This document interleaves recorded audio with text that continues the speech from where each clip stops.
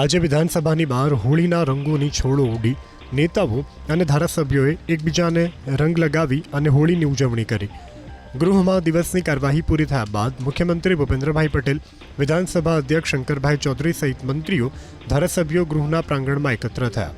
આદિવાસી કલાકારોની સાથે પરંપરાગત ઘેરિયા નૃત્યના તાલે તમામે એકબીજા પર રંગોની છોડો ઉડાવી ઉજવણી કરી। રંગ પર્વનો નેતાઓએ મન ભરી અને આનંદ માણ્યો। પ્રાંગણને હોળીની ઉજવણી માટે ફૂલો અને રંગોળીથી સજાવવામાં આવ્યું હતું। હોળીની ઉજવણી બાદ નેતાઓ અને ધારાસભ્યોએ સાથે સમૂહ ભોજનનો પણ આનંદ લીધો। વિધાનસભા અધ્યક્ષ શંકર ચૌધરીએ વિધાનસભાના સભ્યોની સાથે હોળી પર્વની સામૂહિક ઉજવણી આ પરંપરાગત ગયા વર્ષથી શરૂ થઈ છે।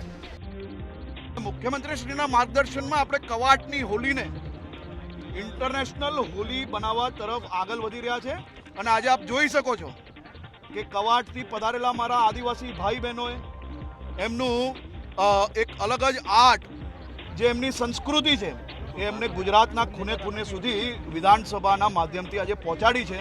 તે અમારા સૌના માટે ખૂબ આનંદ અને ઉત્સાહની લાગણી છે।